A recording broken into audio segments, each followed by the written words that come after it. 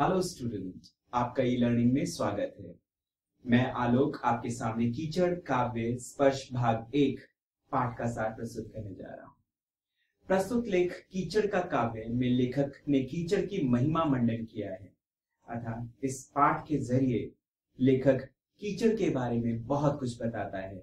कीचड़ केवल एक ऐसी वस्तु नहीं है जिससे नफरत की जाए या उसे नापसंद किया जाए, बल्कि लेखक को इस कीचड़ के अंदर भी बहुत कुछ नजर आता है। उन्होंने बताया है कि कोई भी कवि या लेखक अपनी कृतियों में कीचड़ का वर्णन नहीं करते, जबकि लेखक को कीचड़ में कम सौंदर्य नजर नहीं आता।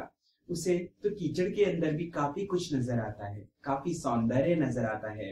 कीचड़ का रंग बहुत व्यक्तियों को पसंद आता है, जैसे पुस्तक के गत्तों पर, घरों की दीवारों पर और मिट्टी के बर्तनों के लिए तथा फोटो लेते समय। ये वो वस्तुएं हैं जिसमें जो रंग दिखता है वो कीचड़ से मिलता जुलता है। कीचड़ के सौंदर्य का वर्णन करते हुए लेखक ने कहा है कि जब ये नदी के किनारे सूख कर टूट जाते हैं, उनमें दरारें पड़ जाती हैं, तब वे सुखाए खोपड़े जैसे दिखाई देती हैं। जब उस पर छोटे बड़े पक्षी के पदचिन्ह अंकित हो जाते हैं, तो हमें उस रास्ते कारवां ले जाने की इच्छा होती है, उस रास्ते के कारवां तक ले जाने की इच्छा होती है। फिर जब कीचड़ ज्यादा सूखकर जमीन ठोस हो जाती है तथा गाय, भैंस, बैल, बकरे आदि के पदचिन्ह अंकित हो जाते हैं, जिसकी शोभा कुछ और ही है।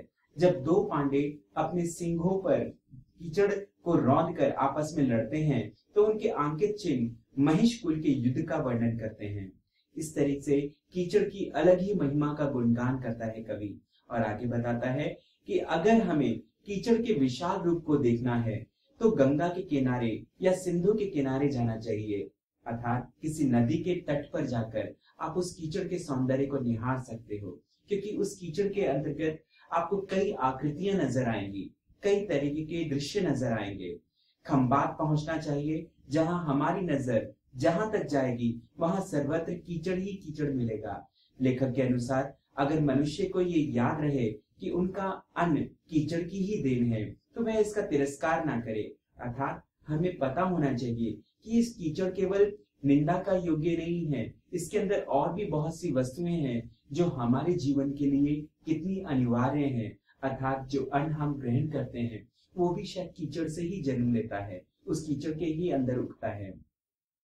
लेखक के अनुसार अगर मनुष्य को ये याद रहे कि उसका अन्न कीचड़ की ही देन है, तो वह इसका तिरस्कार ना करे। हमारे कवि मल के द्वारा उत्पन्न शब्द का उपयोग शान से करते हैं, परंतु मल को स्थान नहीं देते। इस विषय पर चर्चा कवियों से चर्चा ना करना ही उत्तम है।